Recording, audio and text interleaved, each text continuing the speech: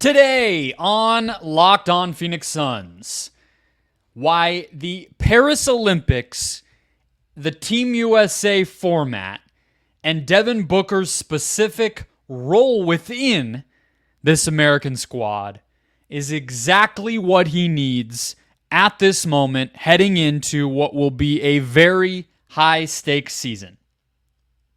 Let's go.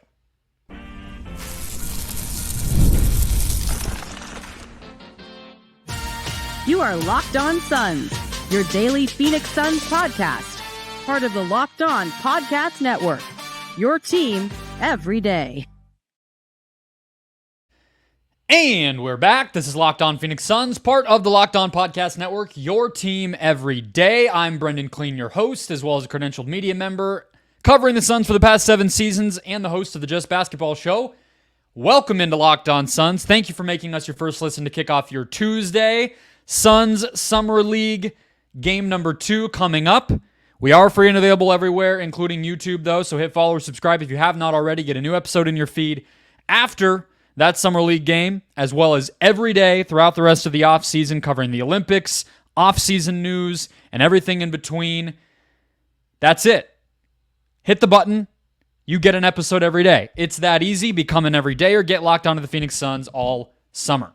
Today's episode brought to you by the FanDuel Sportsbook, the official sportsbook of the Locked On Podcast Network. Make every moment more as the playoffs wind down. The sports aren't quite what we want them to be, but this summer FanDuel's hooking everybody up with a boost or a bonus daily. That's right, there's something for all customers every day, all summer long.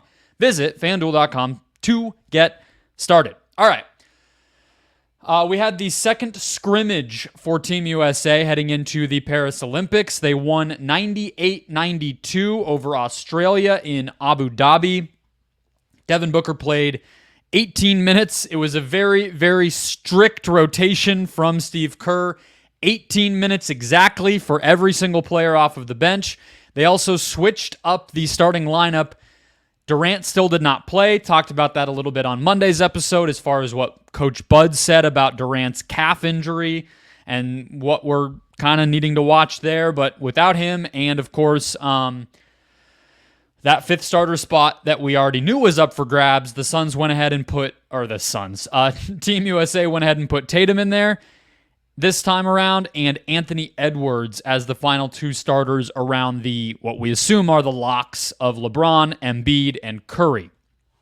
So, Book, again, 18 minutes. He put up, why are the points in a weird spot in Team USA? I do not understand. 16, or in international basketball, they put the points all the way at the end. 16, 3, and 2.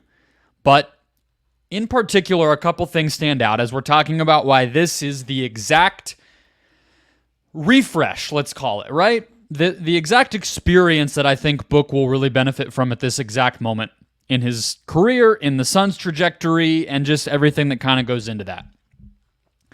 The stats that I look at to kind of illustrate my point. 2 offensive rebounds, 7 trips to the free throw line, and a steal. All right, we've talked about Olympic Book plenty, but I sat down at 9 a.m. sharp Arizona time to watch this game. Knew Book wasn't starting, but figured he would play, and of course he did. Derek White not up to speed yet, so he didn't play. And what I was impressed by was the effort. Okay?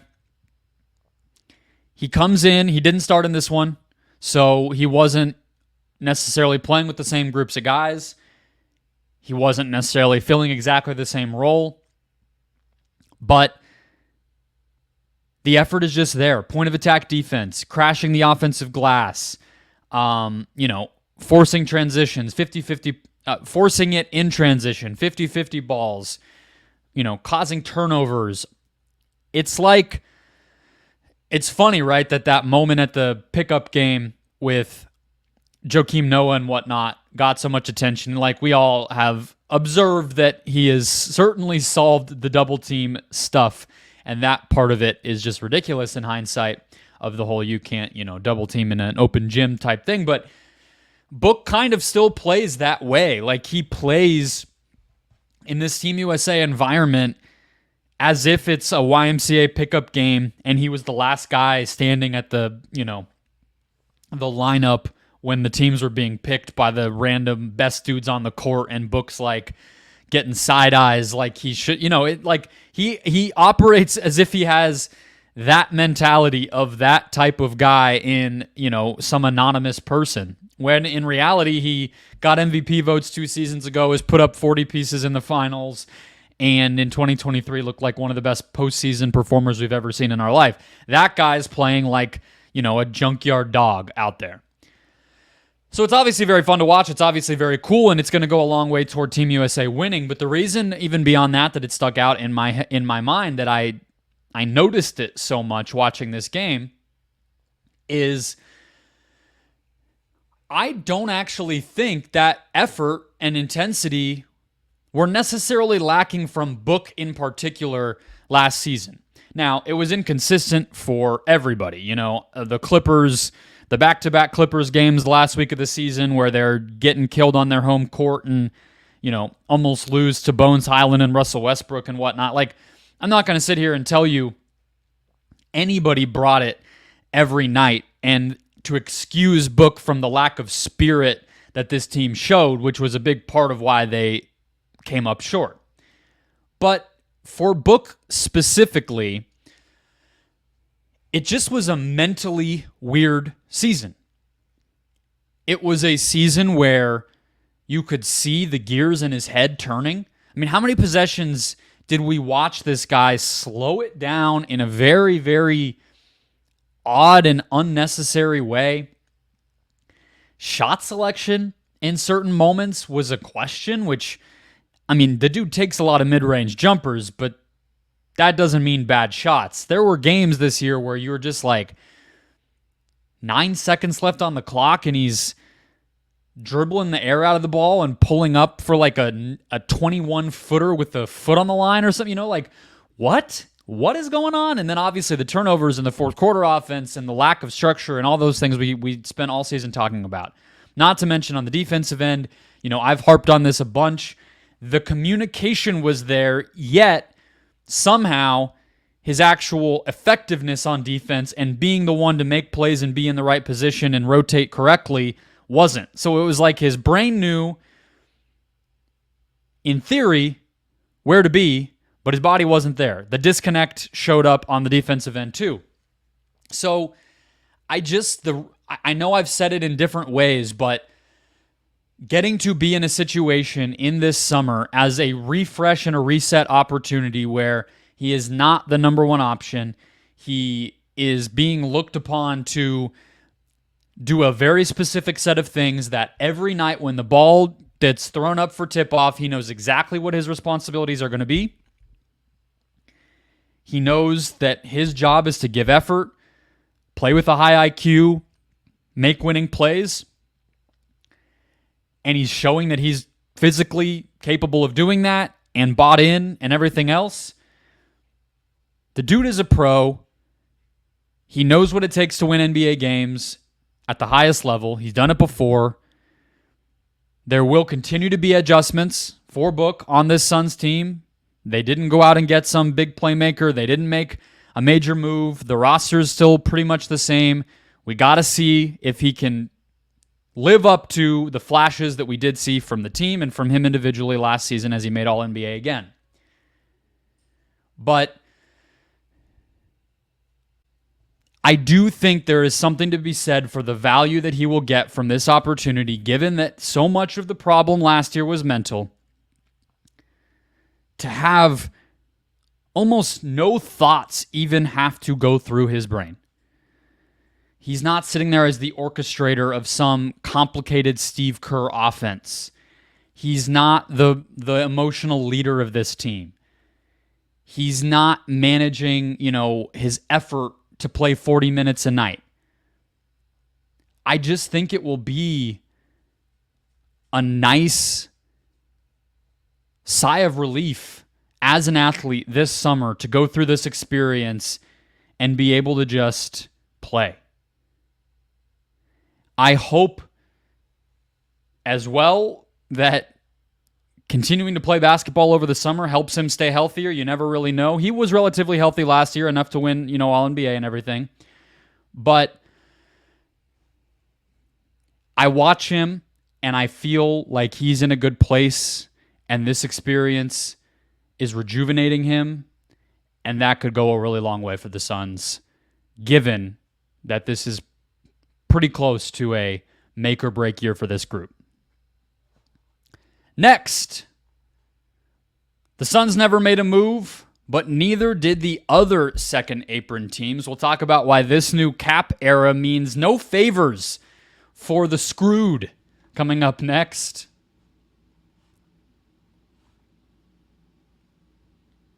First, today's show brought to you by eBay Motors. Passion, drive, and patience, the formula for winning championships, is also what keeps your ride or die alive. eBay Motors has everything you need to maintain your vehicle and level it up to peak performance. Whether that's a supercharger, a roof rack, an exhaust kit, LED headlights, and more, whether you're into speed, power, or style, eBay Motors has you covered. With over 122 million parts for your number one ride or die, you'll always find exactly what you're looking for. With eBay's Guaranteed Fit, your part is guaranteed to fit your ride every time or your money back. Because with eBay Motors, you're burning rubber, not cash. With all the parts you need at the prices you want, it's easy to make your car the MVP and bring home huge wins. Keep your ride or die alive at ebaymotors.com. Eligible items only. Exclusions apply. eBay Guaranteed Fit only available to U.S. customers. Alrighty, let's keep the show rolling here. I look at the NBA this summer, and obviously, with the Suns front and center in my mind as always. And there's a few things going on with this, with the teams over the second apron, that I think are worth a closer look at. Okay? So talked about Josh Okogie's contract on Monday and how that gives the Suns yet another trade chip if they want it. And I mentioned on that show, actually, something I wanted to follow up on while I have a minute here, which is I wonder what players the Suns now have access to in a trade, given that they can't take back any more than they send out in a trade, and they cannot aggregate salaries because of the second apron, which I'm about to get to. What players do they now have access to with Okogie's salary number versus what they would have had access to with Nasir Little's contract? Now, of course, they had Royce O'Neal as well, so Okogie kind of slots in between the two. But somebody on the Suns subreddit posted that Simone Fontecchio makes a little more than Little, and now that Okogie slot makes sense. So just a more of a minutia tidbit for you there. But we've talked a lot in the NBA this summer, right, about the teams that wanted to avoid going over any of these aprons, right? Whether that's the Nuggets, they're over the first, but they didn't want to go over the second. The Clippers, who it looks like they're going to actually avoid going over any of the aprons. And they are maybe over the tax, but not into the apron thresholds at all. And that's been very well fleshed out. Or teams that were maybe over the second apron and don't want to be, again, like the Clippers, right? Because of the frozen draft picks and the intensifying luxury tax payments, which I think are not getting enough attention, where you used to pay $1 additionally per salary dollar spent in luxury tax payments that go to all the other teams in the league that get paid out that way. Now, if you're in that repeater tax, I think it was like 125% or 100 and whatever. Now it's going to be 200%. Literally $2 on top of every dollar that you're actually paying in salary. $2 more will go toward the luxury tax. Okay, all these things are there. The other factor that's not getting enough attention, and shout out to Mike V. Hill of the Timeline podcast who brought this up throughout the summer as I was listening to their thoughts on Suns-related matters, that these second apron teams effectively cannot trade with one another in one-to-one deals, right? Unless they happen to have players, if they're trading players. Because unless they happen to have players who have an identical salary to one another, neither team can take back more than they send out, meaning there's no deal to be had. So if you start there, that wipes out, from a Suns standpoint, just of course to use them as the example because that's what we're talking about here, it wipes out, as of right now, Boston, Milwaukee, and Minnesota. So that's already one aspect. But to continue to zero in on those teams, of course, from a Suns standpoint, we've talked all summer. Will they trade Yusuf Nurkic? Can they trade Yusuf Nurkic? Same with Nasir Little. And on down the line. And the answer was no. And I talked about that a little bit last week when it comes to the case for and against the Suns running it back. And I talked about how this type of trade didn't really happen, right? And I want to return to that a little bit here. The Bucks, there was this idea that depending on what they did, was there a potential that they could trade Brook Lopez and upgrade their roster in some kind of way, which would have been something fairly similar to what the Suns were looking at with with Yusuf Nurkic, where you're giving up a pick basically in order to get off of an expensive player and take back a slightly less expensive player who might fit better or be younger or something like that. There was a world potentially this offseason for the Bucks in which they could have gotten underneath of the apron and tried to combine Portis and Connaughton, but that would have revolved around dumping some salary in some way, probably dumping one of those two players to start with, and then you might have been able to get a little more flexible with what types of trades you could do. None of that came to fruition for the Milwaukee Bucks. With the Minnesota Timberwolves, the only trade that they were able to pull off was basically to acquire an $8 million player by trading two very valuable draft picks in 2030 and 2031.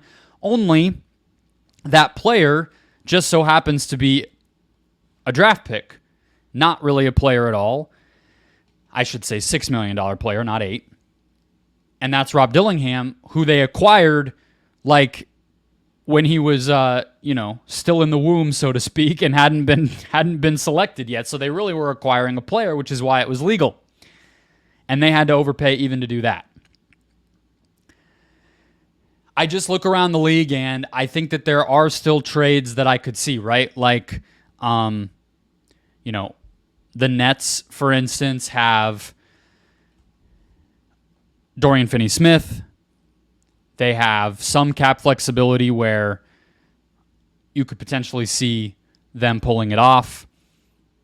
Nurkic for Dorian Finney-Smith, they can't quite do that, but can you add, Day'Ron Sharpe or something like that? You get a little closer.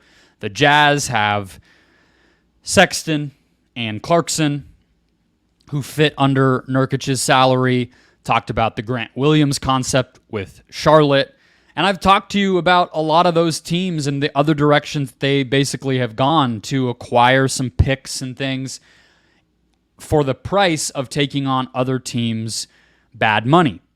The Hornets did it in a bunch of different ways. The Spurs did it, on down the line. But the price was fairly steep. Sacramento had to give up a pick to get off of Harrison Barnes, a big 2031 pick swap that could end up being decently valuable. Some other teams had to give up a decent amount of stuff as well. And I just don't think, I think one of the lessons from all of this is that teams aren't, like the Knicks, with the pay cut that heard around the world that Jalen Brunson just took, that is getting a lot of attention, and it was a player taking it on the chin a little bit in order to maintain some flexibility for his team.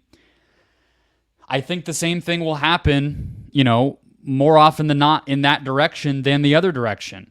I don't think teams that have cap flexibility are going to lightly, take lightly the opportunity that they have to kind of seize upon desperate teams that are in this apron zone and really need some help. I think that Minnesota deal was a market setter in a lot of ways. It's kind of interesting that in two different cap environments and sort of eras of, team building in the NBA, they went out and set the market twice, you could say, right, with the Gobert trade, which ended up looking kind of being a bellwether for how these trades were going to look down the line with all the picks that they gave up. And now they're doing it maybe again with Dillingham in this trade up to 8, where they're kind of showing just how much you're going to have to spend from an asset standpoint in order to find the type of flexibility that you want as a second apron team. So this idea that the Suns were just going to give up one future pick and Nurkic, who's not on a very good contract, and get something was probably far-fetched in hindsight, because nobody else really was able to do it, and the teams that did get flexibility either had to create it for themselves like the Clippers did, or get it from their players like the Knicks did. The last point I'll make here is the Suns have given themselves the ammunition for it to no longer be a favor. Okay, they come out of this summer with, 2 more young players who, we don't want to think of them as trade assets right now. I don't think they're going to get dealt at the deadline of their first season, most likely, but that's on the table now. They come out of the draft with a couple additional second-round picks that they now have at their disposal. I think they have 4 total they can trade now.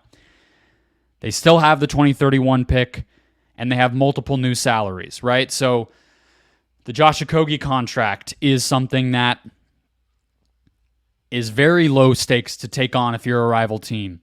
The Grayson Allen contract, when that becomes available to be traded, is a very solid price tag for a very solid player that will be desirable to teams. Yusuf Nurkic, by the deadline of this upcoming season, if he were to get traded, he will effectively be, expiring at that point.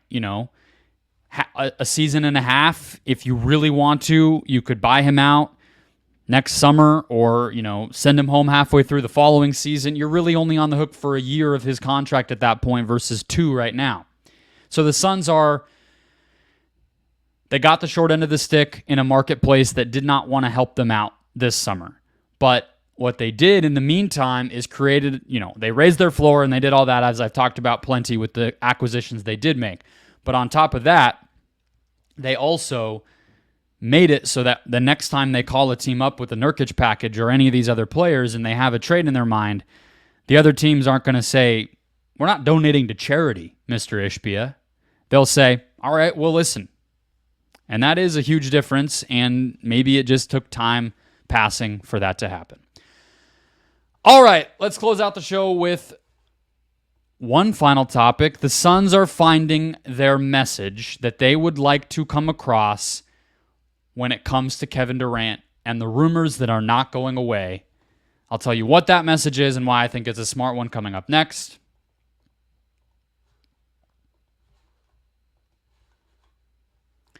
First, today's show brought to you by the FanDuel Sportsbook.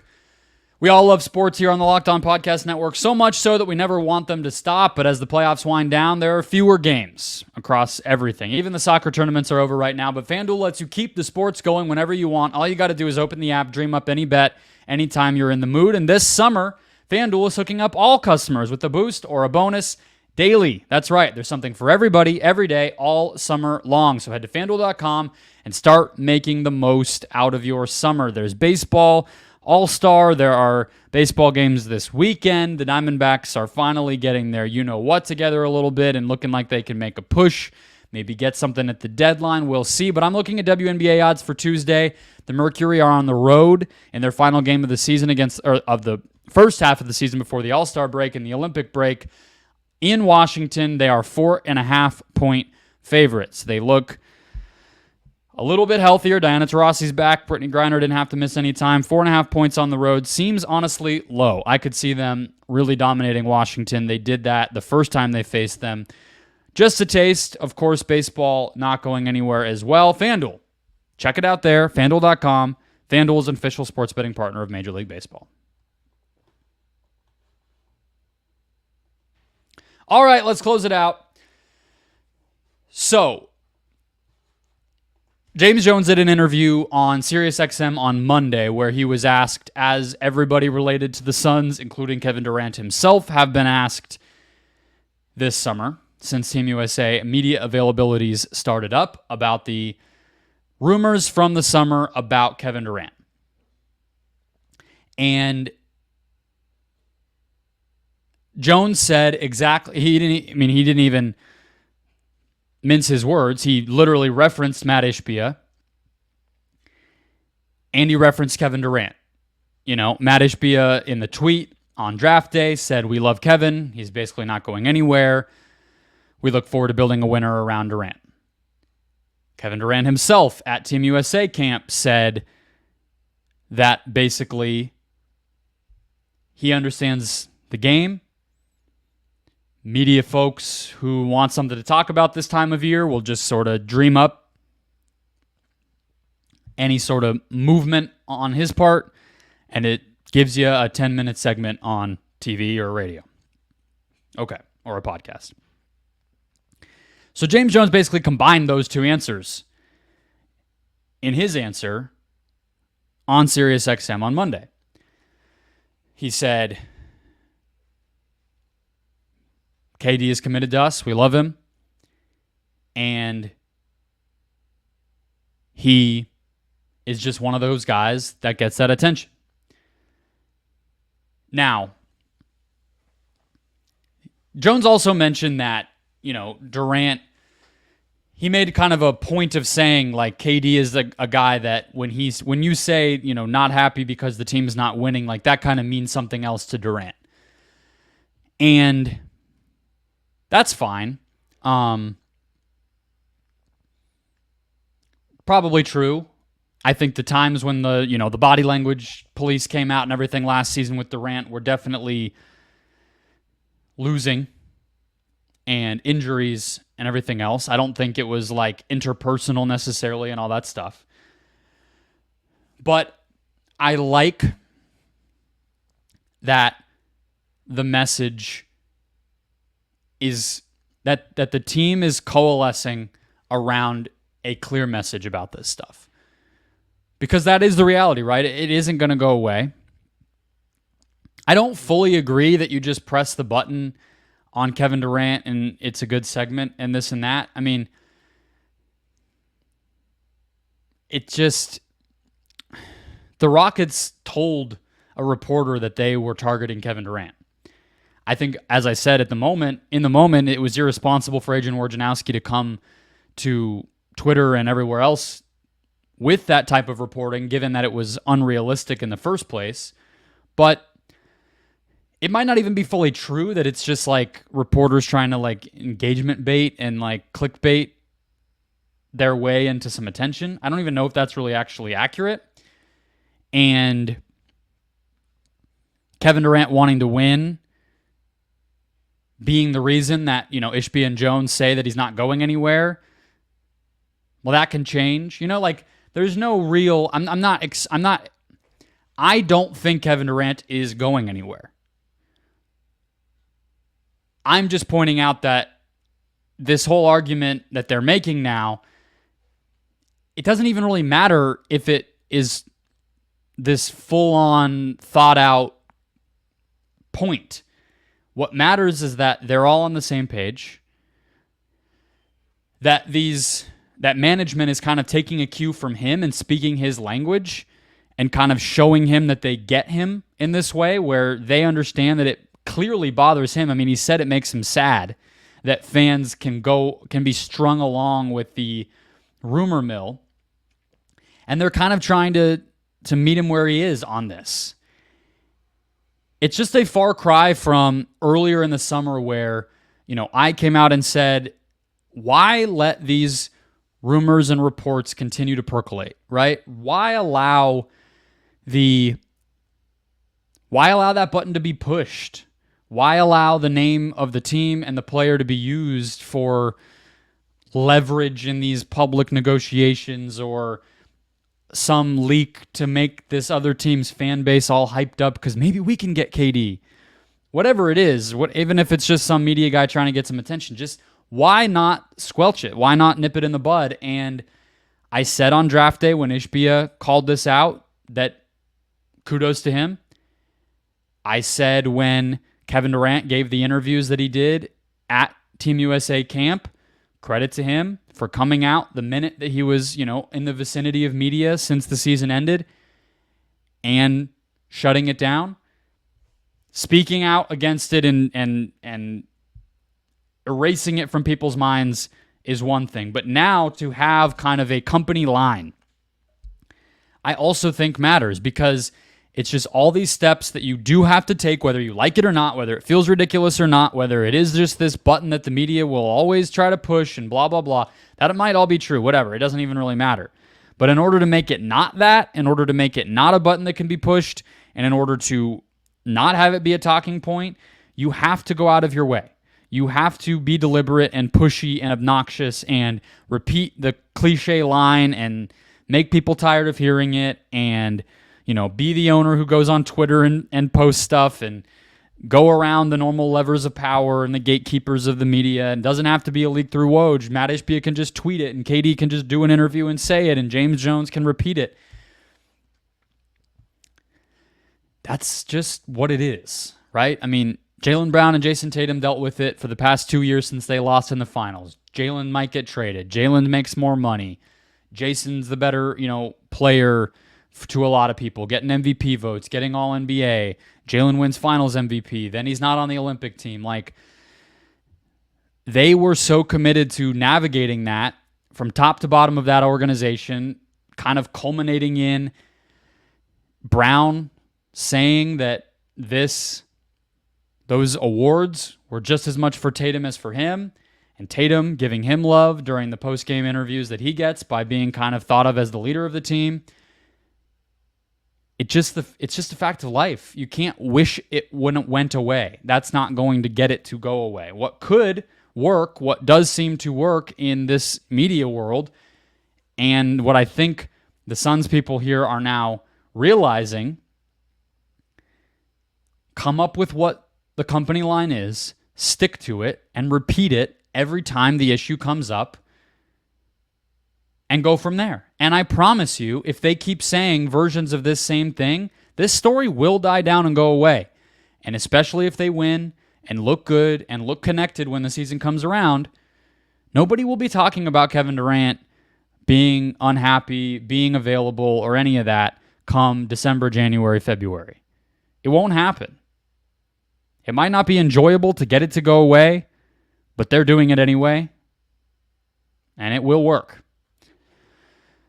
That'll wrap us up for the day. Hit follow or subscribe if you have not already. We'll be back tomorrow with Brandon Duenas recapping Suns Summer League game number 2. We'll have an episode with Stephen Perjone Garner to close out the week and more. Enjoy your Tuesday. I'll catch you guys next time.